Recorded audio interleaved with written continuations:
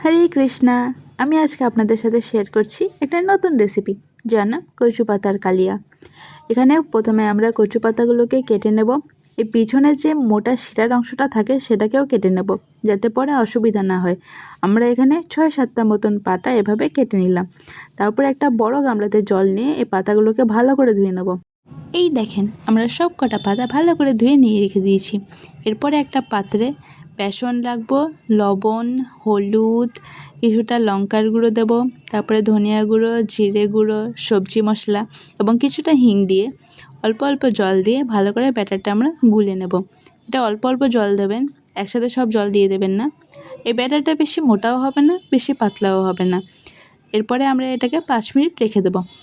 এই দেখেন, 5 মিনিট রেখে দেওয়ার পর কি সুন্দর ব্যাটার তৈরি হয়ে গেছে। এরপরে আমরা একটুখানি খাবার সোডা যোগ করে দেব।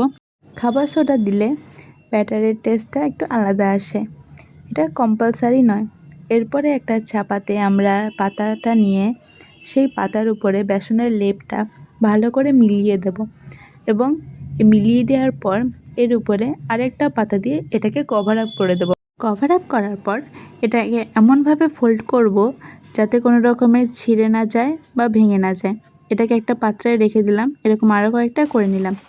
এখানে একটা গামলাতে জল নিলাম এবং জলটাকে একটু ভাপিয়ে নিয়ে এটাকে আমরা ভাপিয়ে নেব যাতে একটু সিদ্ধ হয়ে যায়। এই দেখেন কি সুন্দর সিদ্ধ হয়ে গেছে। এরকম করেই আমরা সিদ্ধ করে নেব, তো এরকম কালার হয়ে যাবে। এরপরে সিদ্ধ করাটাকে চাকু দিয়ে ভালো করে কেটে নেব, এরকম পিস পিস করে কেটে নেব। এখানে আমরা সব কটা কেটে নিয়েছি এরকমভাবে। তারপর একটা কড়াইতে তেল নিয়ে তেলটাকে গরম হয়ে যাওয়ার পর ওই কাটাগুলোকে আমরা এখানে সুন্দরভাবে ভেজে নেব। এখানে আমরা সব কটা দিয়ে দিলাম।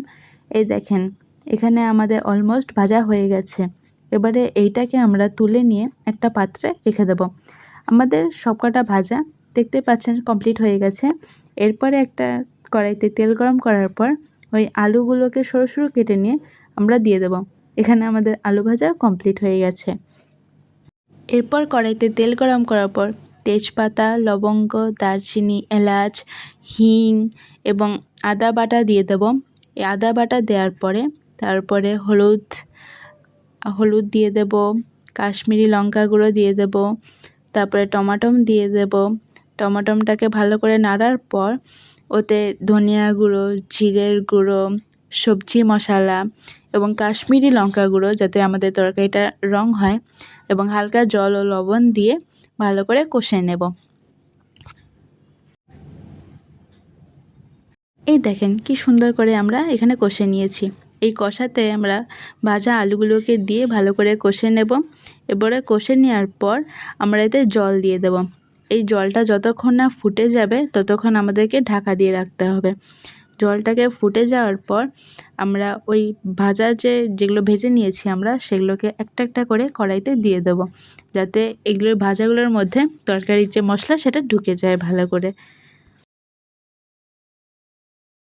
আমাদের তরকারি অলমোস্ট কমপ্লিট হয়ে গেছে। এবারে